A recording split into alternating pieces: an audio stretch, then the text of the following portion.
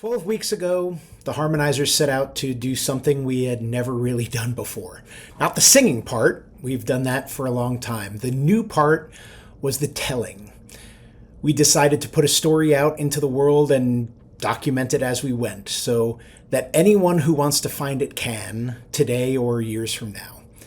So before anything else, I'd like to thank you for following along. Every view, every share, every message back meant that this story traveled a little further than it would have on its own. But let me say something plainly. This is the first time I can remember that we had nearly as many people behind a project as we have standing on the risers performing it. And on Friday, the people on stage are the ones who get to feel the room respond, and that's the nature of performance. But that response belongs to a much larger group, and a lot of them will be nowhere near St. Louis to feel it. So I'm not going to put 100 names on the screen and risk forgetting one of them, but I would love to tell you about who I mean. People strategized the content and shaped the message of our social media campaign. People recorded and edited the videos you've been watching for 3 months.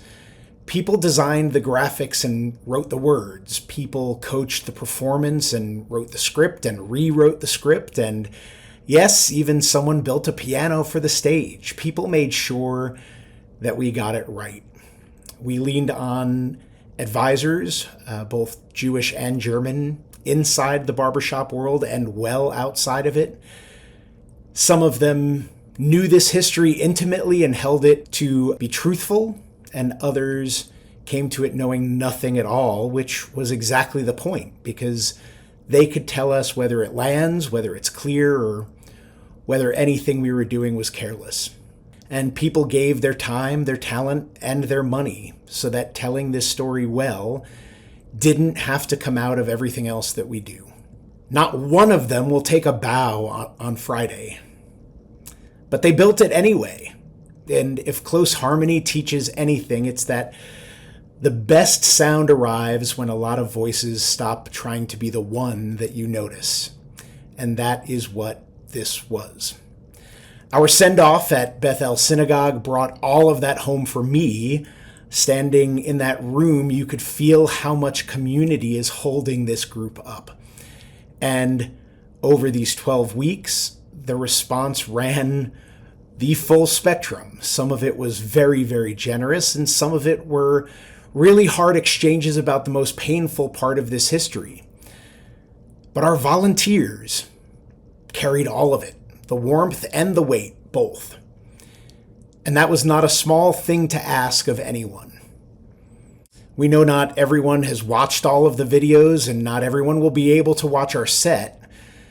And it's unrealistic for the whole world to just stop and turn their attention toward the Comedian Harmonists because we think it's important.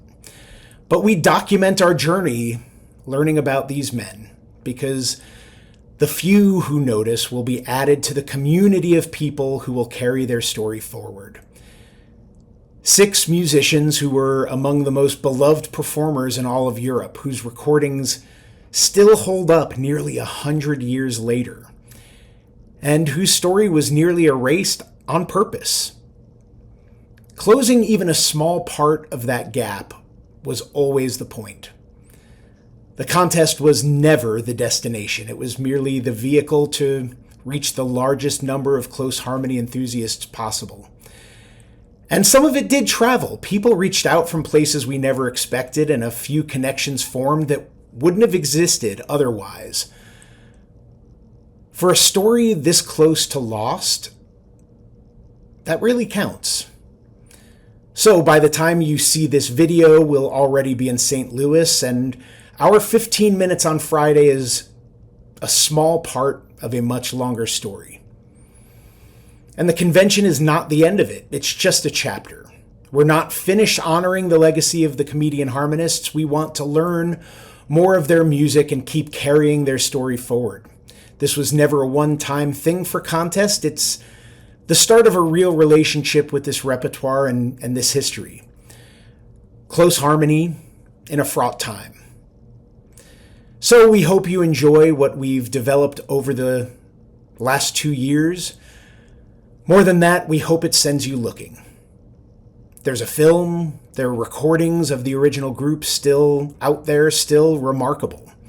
So go hear what those voices could do, and set out to take a story that almost disappeared and put a little bit of it back into the record. In English, where only bits and pieces existed before.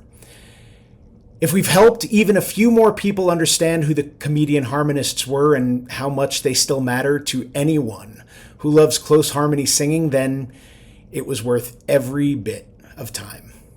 So thank you for being a part of it.